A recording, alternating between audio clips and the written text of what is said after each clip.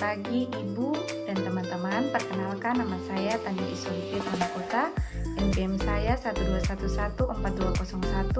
1211420119029. Saya dari kelas E. Di saat ini saya akan menampilkan video presentasi leaflet pada kasus beda jantung untuk menjawab tugas mata kuliah keperawatan medikal beda 1 dari dosen pengampu Ibu Grace J. Wakano, SCAP, MCAP. Saya mahasiswa dari Universitas Kristen Indonesia Maluku. Yang pertama yang perlu kita ketahui yaitu sejarah dari beda jantung. Yang pertama, pada tahun 1896, ahli beda Jerman Ludwig Renn menolong korban luka tusukan jantung dan dilakukan jahitan pada jantung. Kemudian pada tahun 1925, Amerika Serikat melakukan tindakan perbaikan pada stenosis jantung pada katup jantung dan berhasil.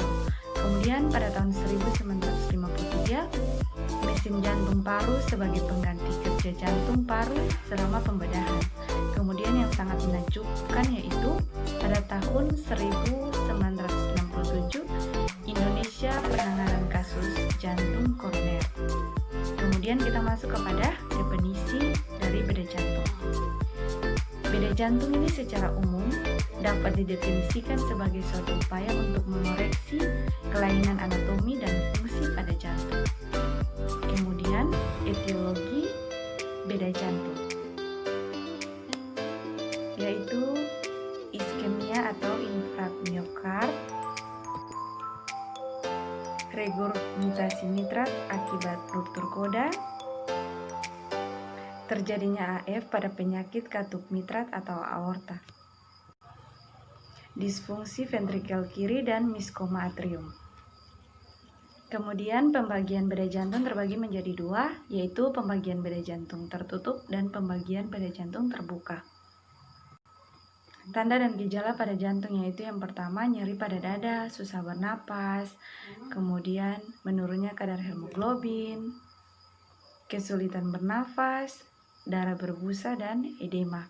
Kemudian yang berikut yaitu patofisiologi.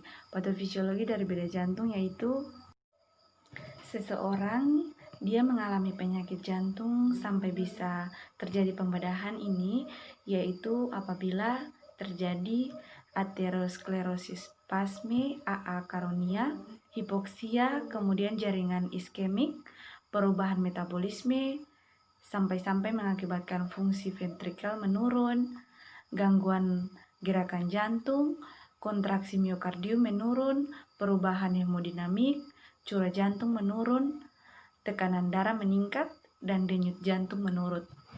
Iskemik meluas, maka akan dilakukan beda jantung. Nekrosis, infark miokard, sampai-sampai mengakibatkan gagal jantung. Kemudian panca usaha yang dapat kita lakukan untuk mengatasi atau mencegah gangguan-gangguan pada jantung sampai mengakibatkan pembedahan pada jantung yaitu biasa disingkat dengan sehat. S atau seimbangkan gizi, yaitu kita harus makan makanan yang sehat dan bergizi. Kemudian enyahkan rokok. Kita harus menghindari dan berhenti merokok. Kemudian yang berikut, H. Hadapi dan atasi stres. Kita harus mampu untuk mengatasi stres yang kita hadapi dalam kehidupan kita sehari-hari. Kemudian A. Awasi tekanan darah. Jadi kita harus mengontrol tekanan darah kita supaya kita mengetahui agar tekanan darah kita ini normal atau tidak. Kemudian T. Teratur berolahraga. Kita harus berolahraga teratur karena dengan berolahraga teratur juga kita bisa sehat sepanjang hari untuk membakar metabolisme yang tidak bermanfaat dalam tubuh kita. Mungkin itu saja yang dapat saya sampaikan di pagi ini. Atas perhatiannya saya ucapkan terima kasih. Semoga video saya ini dapat bermanfaat bagi mata kuliah keperawatan medikal bedah dan dapat menjawab tugas mata kuliah keperawatan medikal bedah. Selamat pagi. Terima kasih, salam sehat.